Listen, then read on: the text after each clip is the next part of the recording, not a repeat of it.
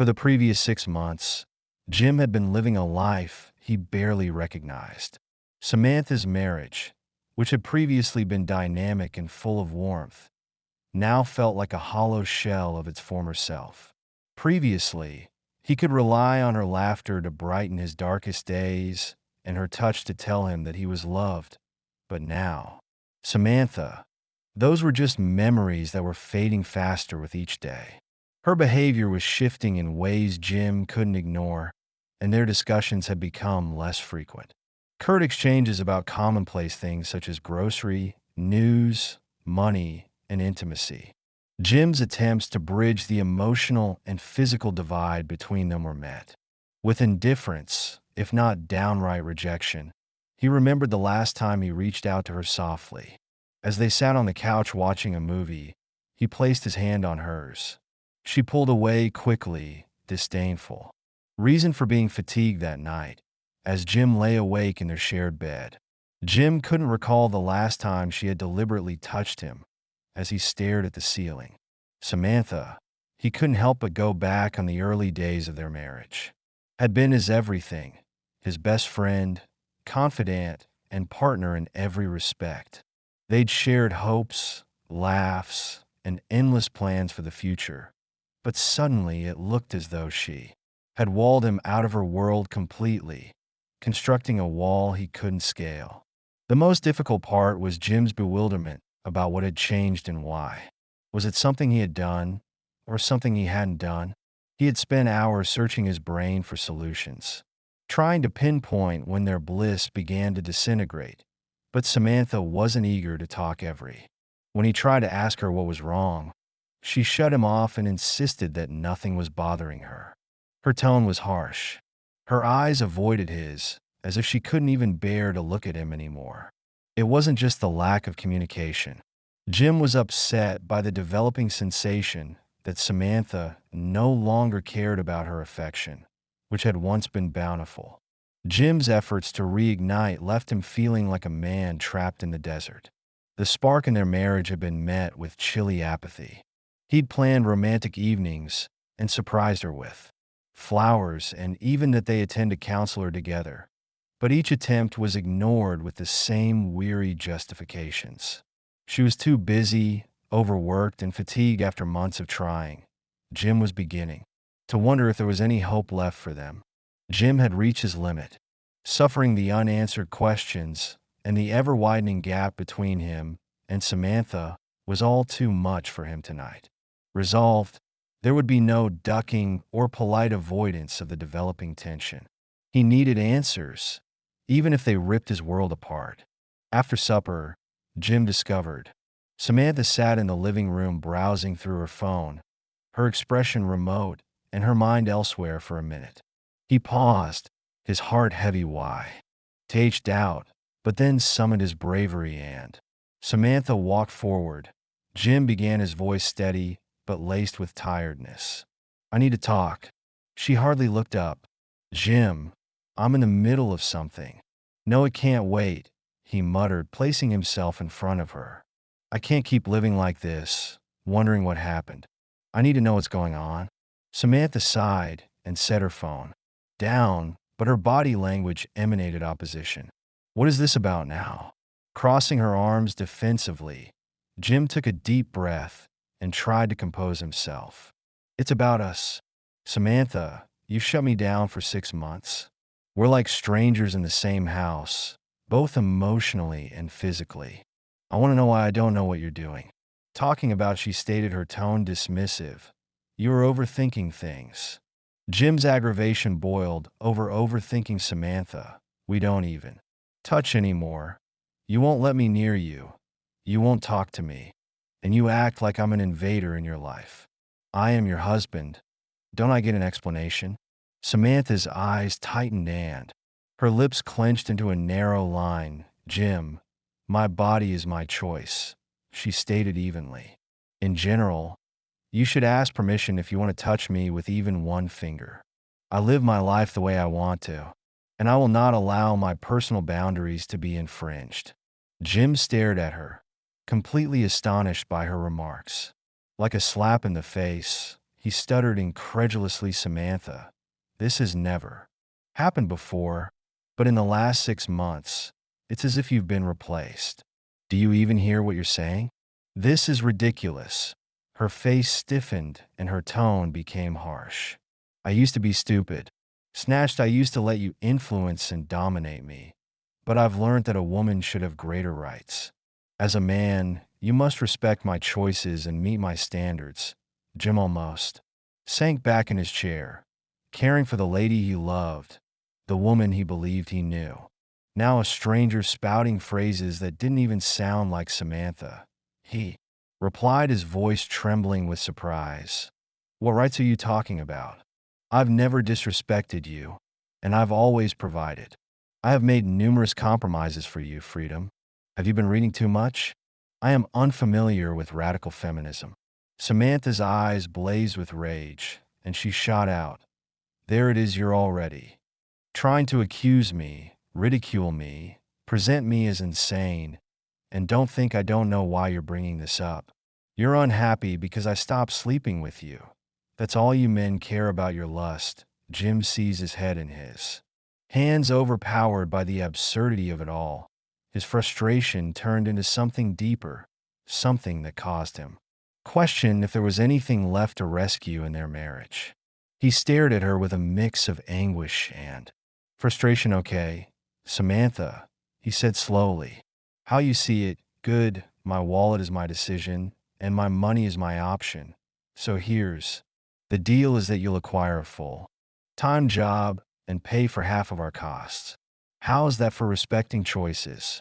Samantha's face contorted with rage. That's manipulation, she yelled. Jim, you're acting like an abuser. I knew you'd use blackmail to emotionally repress me, dude. I don't even recognize Samantha. Jim shot out, throwing up his hands. You anymore? When did you become crazy? His words struck like a spark in a. Samantha jumped to her feet, shivering with fury. You can see why. I've changed because men like you believe they can gaslight women into obedience. Jim stood as well, own rage gradually breaking through his despair. Gaslight you? I've spent months attempting to keep this marriage together, figuring out what's wrong, attempting to mend it, and you've done nothing except push me away and act like I'm the enemy. And the room fell into a tight stillness. Jim felt a great melancholy settle over him as they both breathed heavily, their rage filling the space between them. Deeper than anything he'd felt before, this wasn't a marriage anymore. It was a battleground. He looked away, unable to look at her any longer. For the first time, the prospect of divorce didn't feel like giving up, but like the solution.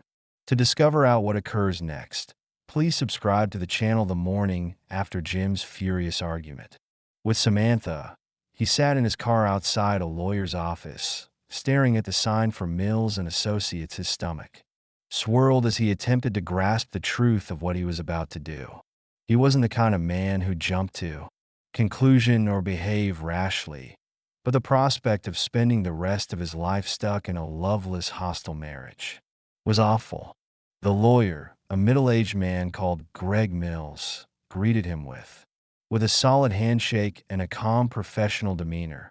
Jim laid out over the following hour his position, explaining Samantha's increasingly erratic behavior and her inability to engage with him emotionally or physically, and the weird mantra she'd chosen in place of true discourse. Greg listened closely, occasionally taking down notes. When Jim finished, the lawyer sat back in his chair and adjusted his glasses. Greg stated that it is a difficult circumstance, but what you are describing is not unusual. Shifts in personality, a refusal to interact, can sometimes indicate to external influences. Perhaps she's found a. Jim glared at you. It could be a new ideology or something more personal. Greg shrugged nonchalantly. It's one. Possible, but before you jump to judgments, let me detail your options. We can start filing divorce papers straight away, or you can spend some time to monitor her behavior and comprehend what's truly going on. Can offer you a clearer perspective and maybe even an upper hand if this ends up in court. Jim nodded. Slowly, Leighton hold off on the paperwork for now. I want to see how she reacts. When Jim returned home that evening, he had a peculiar sense of resolution, and he sat at the kitchen table with a notebook, painstakingly calculating their family's mortgage expenses. He totaled everything and divided it, including electricity, groceries, and other expenses. He had already covered half of the cost with his paycheck, but he made a point of writing down the exact amount Samantha would need to give next. He discovered a small wooden box in the closet and placed it on the kitchen counter. It was symbolic, but it made. Jim was clearly present when Samantha entered the kitchen later that night. Waiting for Samantha, he said evenly, holding out the notebook, "This is a list. I've already covered half of our monthly bills, and the box is here for you to give your portion." She stopped, mid-step, her eyes narrowing. "What does this mean?" Jim gently stated that you have made it plain that you want your independence. You want your limits respected, and I do too if we're equals in this marriage. We're equals in contributing to our household. Samantha's face became scarlet. Her lips tightened into a narrow line. "This is manipulation," she snapped. "You're attempting to punish me for." Samantha. Jim responded with a calm tone, "I'm not the wife you want. Respecting your decisions. But independence comes with responsibility. I've always borne the majority of this. If the family's financial burden changes, so will this agreement." She stared at him, blazing with rage. "You're being stupid. I don't have a job that pays like yours. You know that. So maybe it's time to change that," Jim remarked, his voice hard but calm. "There's the box, and I'll." Samantha walked out of the kitchen, grumbling under her breath. "Expect your donation by the end of the month." Jim did not follow her when it came to manipulation and emotional abuse. Instead, back in his chair, he felt a peculiar sense of detachment. He was no longer angry, but bored of the following. Jim observed Samantha closely for weeks. She made a show of trying to deal, but it was evident she had no intention of making any serious changes. She whined about Jim's harsh demands and didn't strive to discover a new job. She wasn't seeking to go full-time. She continued to work at her former job on a part-time basis instead. Continued to spend her days as if nothing had changed, conversing on her phone and scrolling through social media. When her expenses came due, she conveniently worked a part-time job. Jim didn't say anything about the box, just observed her behavior. Like a scientist studying an experiment. What struck him most was the smoldering hatred that appeared. Samantha had always been proud, but now that pride had transformed into something darker, a persistent reluctance to recognize she may be incorrect. Instead of addressing the divide between them, she doubled down on her newfound rhetoric, accusing Jim of being controlling. When he requested for even the tiniest effort on her part by the end of the month, the box was still empty. Jim wasn't. He was astonished, but also disappointed, for he had anticipated Samantha would rise to the challenge, that she could take the chance to prove her commitment to their partnership. Instead, she has displayed. Jim sat in the kitchen with nothing but defiance on the day the bills were due. Table, the notebook, and the wooden box in front of him. He had been dreading this conversation, knowing it would likely. He was determined to hold Samantha's. His behavior over the previous month had only strengthened his resolve that if she wanted to follow her new rules, she would have to face the reality that came with them. "Samantha," he called from the kitchen, voice steady, "can you come here for a minute?" She came in the doorway moments later, her arms crossed and a scowl on her face. Jim motioned towards the box. "You still haven't paid your portion of the bills, need to be settled today, or we'll face fines and penalties." Her scowl deepened, and the tension in the room grew obvious. "I know," she snapped, "and I don't need you to remind me then." "What's the holdup?" Jim asked quietly. "We agreed that you'd donate your half." Samantha's fury was fueled by the fact that the box remained empty. Over her voice rising as she cried, "I can't believe this, Jim. You're actually my husband. A guy should take up the burden of bills, not put it on his wife. This is pathetic, Jim said slowly. Struggling to preserve his calm, Samantha, he said evenly, everything was all right. Before, I took on all the bills and never complained, but you've pushed me. You've announced new rules for our marriage and treated me as if I were nothing more than a nuisance. And now you don't want to take responsibility for the life you've built. If we're just neighbors living under the same roof, then you need to pay your share. That's what you wanted, isn't it? Independence? Her face flushed scarlet. She appeared to be about to explode again, but instead she stormed. Jim heard her searching through drawers as she slammed the bedroom door behind her, shuffling through documents, grumbling angrily to herself. Over half an hour later, she emerged with a handful of. She dumped the cash and a little collection of spare change into the box with a clatter, her look a mix of rage and frustration there. She spat, delighted. That's all I have. Even the last cents. Jim gazed at the box and then back at her, his expression unclear. Thank you, he simply replied. Samantha wasn't done. She folded her arms and leaned against the counter, her voice dripping with venom. I can't believe married such a greedy man. I should have known better. You're just like all the others, selfish and controlling, obsessed with. Jim did not answer. He had learned by now that interacting with her allegations only fueled the flames. As he leaned back in his chair and watched her with detached curiosity, her words barely registered anymore. I was more interested in what she would do next. Would she try to scrape by on what little she had left? Would she ultimately take his advice and hunt for a better job? Or would she come to him hat in hand, asking for help? The morning air was crisp as Jim stood in the kitchen sipping his coffee and looked out the window. His phone rested on the counter. Jim had called Greg that day, finally making the decision he had been debating for weeks. Get the papers ready. He continued, his voice firm but laced with despair. I guess I'd better get a divorce. Good. Greg had responded with a professional but compassionate tone. They will. Jim had enough time to observe Samantha and confirm what he already knew: their marriage was beyond repair, which allowed him to prepare. Emotionally prepared for the imminent encounter, he decided to present her the papers himself, not out of malice. He wanted to see her reaction, to finally put a stop to the oppressive anxiety that had taken over. Samantha's behavior was studied every day as the week progressed slowly at their home. Jim was surprised that she seemed to settle down. Her furious outbursts and snarky remarks became less frequent, replaced by a quieter, more subdued demeanor. She was still distant and scrolling endlessly on her phone, but the combative edge in her voice had softened Jim. He couldn't ignore the feeling that something was building. He observed how her expression hardened as she was texting, her fingers moving across the screen with unusual haste. I could practically sense the anxiety emanating off her as she peered at the device.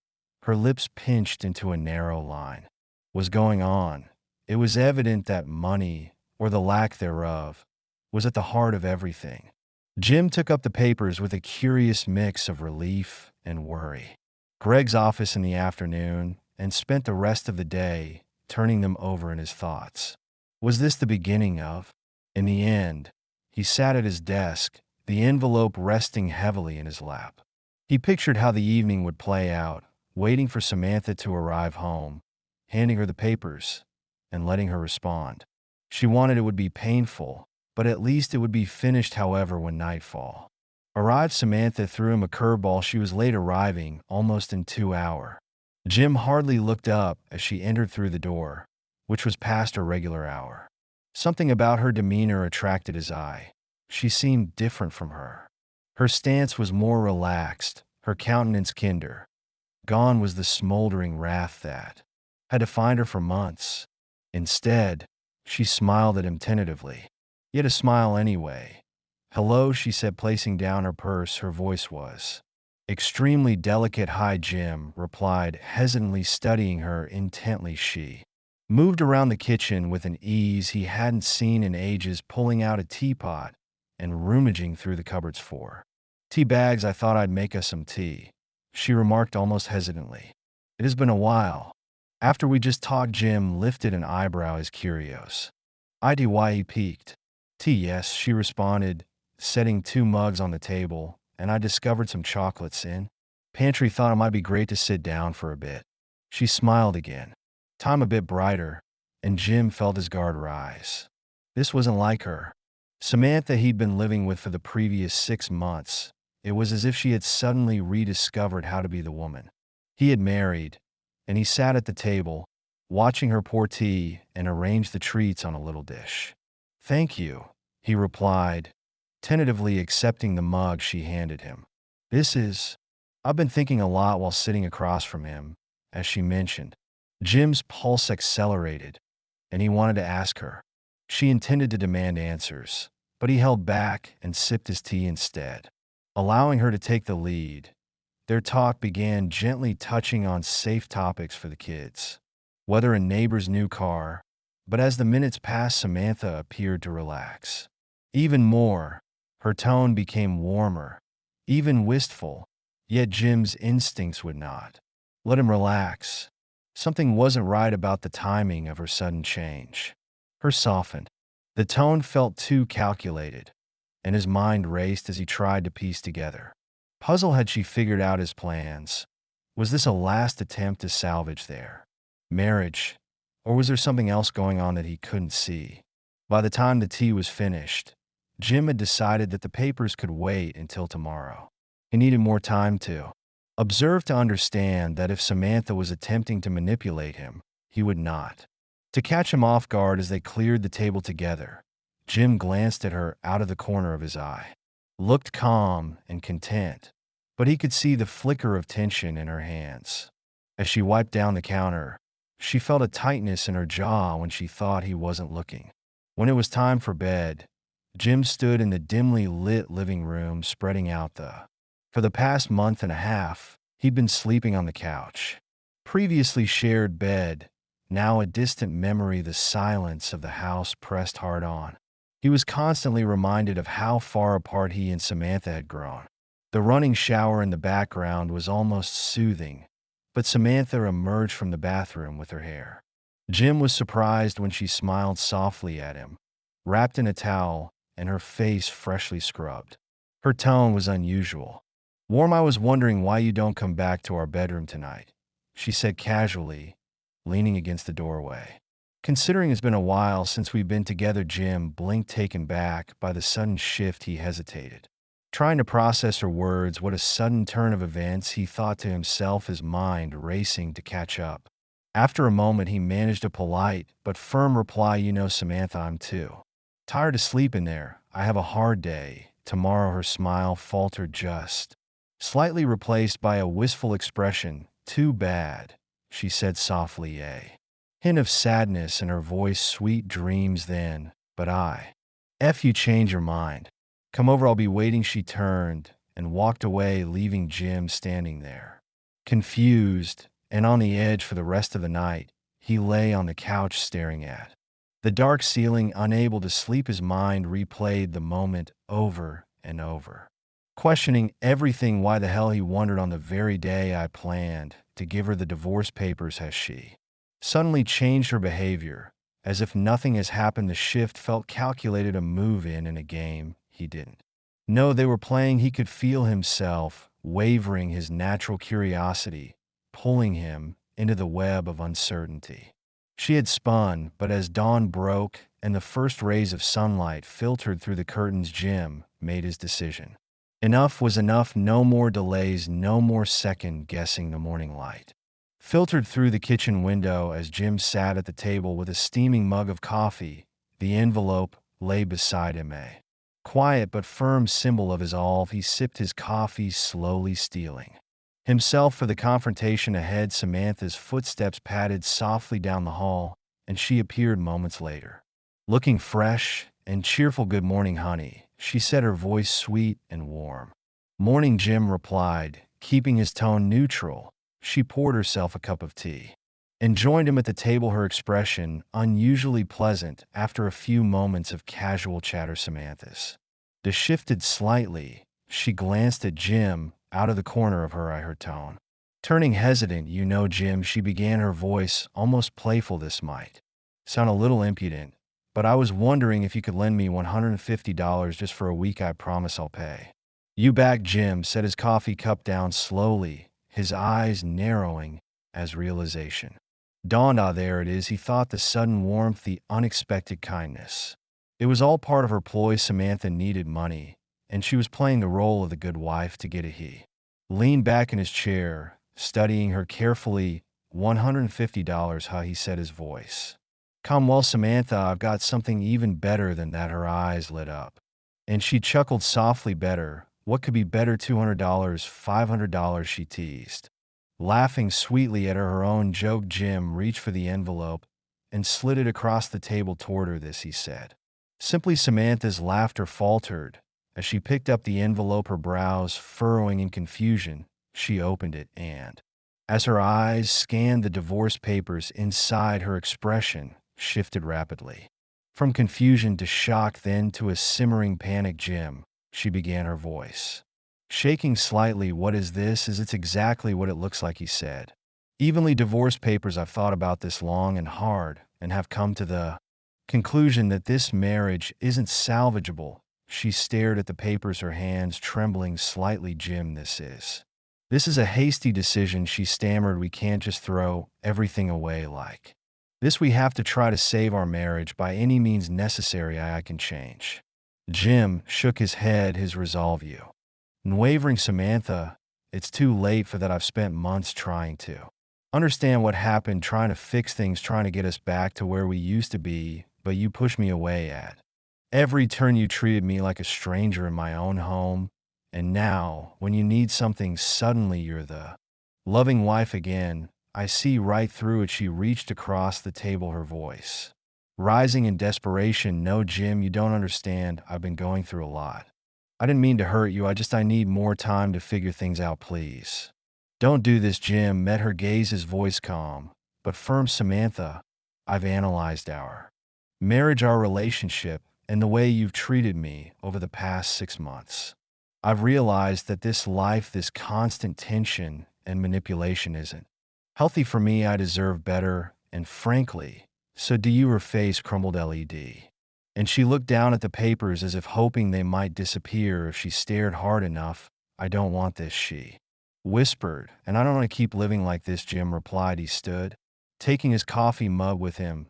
"You can take some time to look over the papers, but my mind is made up." He left her sitting there, the envelope still clutched in her hands. The month of the divorce proceedings was the hardest of Jim's life, the legal battles, the emotional strain, and Samantha's relentless attempts to win him back tested every ounce of his resolve. She cried, pleaded, and begged him to stop, promising to change and repair their broken marriage. But Jim had already made up his mind. Too much had happened, and there was no going back. With the help of his lawyer, Greg Mills, and a meticulous strategy, Jim ensured that most of the property and finances remained in his control. His income had always been the backbone of the family, and Greg skillfully argued for a settlement that reflected that reality. Samantha, with her part-time job and lack of financial independence, had little leverage faced with mounting pressure and no viable option. She eventually had to accept the terms. When the divorce was finalized, Jim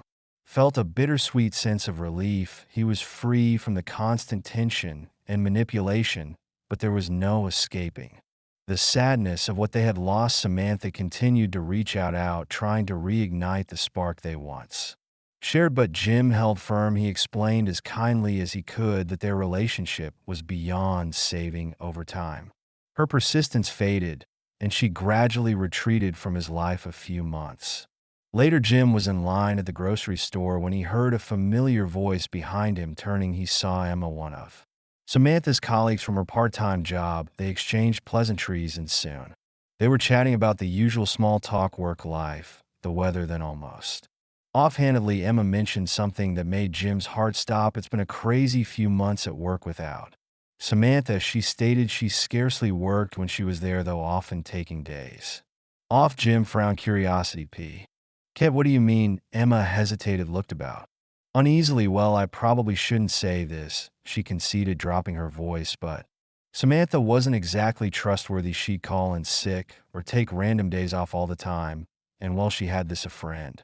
She mentioned him a few times, and I got the idea they were more than pals. Jim's stomach churned. Are you admitting she had a lover? Emma nodded reluctantly. I wasn't sure at first, but yes, she never said it straight, but it was quite evident. I didn't think it was my place to say anything before. I mean, your marriage was already, well, you know. Jim stood there startled. The pieces fell into place, each instant of Samantha's odd behavior snapping into focus like a jigsaw piece fully completed.